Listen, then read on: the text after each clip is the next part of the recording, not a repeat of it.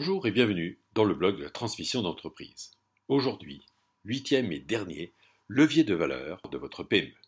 Un chef d'orchestre plutôt qu'un homme orchestre. Pour devenir chef d'entreprise, il faut savoir être un véritable homme orchestre d'abord. Combien de fois n'ai-je pas entendu cette image? En effet, il vaut mieux avoir un minimum de compétences sur toutes les fonctions de l'entreprise pour prendre les bonnes décisions et manager vos hommes en charge de la mise en œuvre des fonctions clés de votre entreprise. Et si vous n'aviez pas eu cette capacité, vous seriez alors simplement resté un bon spécialiste d'une technique, qu'elle soit commerciale, technique, financière, mais pas un véritable chef d'entreprise. Et la tentation est alors grande de vous comporter comme un homme orchestre, savoir jouer de tous les instruments, d'autant plus que vous êtes le seul à avoir la vision globale. Mais justement, c'est exactement ce que craint votre repreneur. Dès qu'il aura repris votre entreprise, tout le monde va venir lui demander comment résoudre tel ou tel problème, comme il en avait l'habitude. Et lui, le repreneur, il n'a pas votre expérience.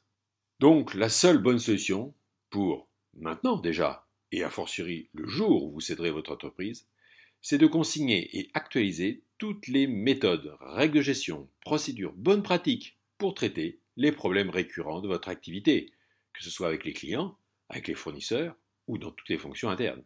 Souvenez-vous de l'article sur une bonne organisation bien carrée dans votre entreprise. Alors, vous pourrez devenir un véritable chef d'orchestre qui impulse le mouvement, mais sans vous substituer à vos hommes, et qui, chacun à leur place, connaissent bien leur partition à jouer. Vous imprimerez alors votre style, votre vision, et serez à même de faire évoluer, de perfectionner le système. Alors, faites toujours un test implacable. Prenez des congés. Partez, prenez du recul. Et observez ce qui se passe.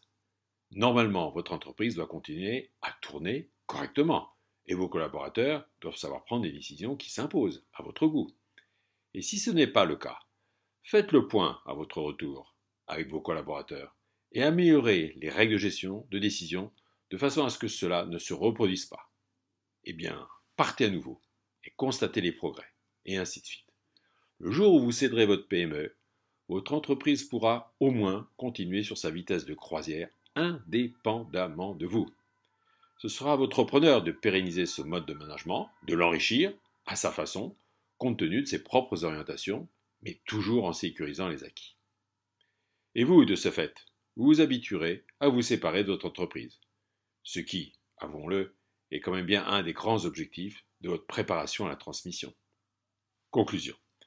Mettez en œuvre dès aujourd'hui les 8 leviers d'optimisation de la future valeur de votre entreprise et que vous venez de parcourir.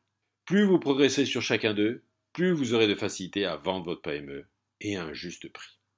Car une telle entreprise optimisée n'est pas monnaie si courante sur le marché.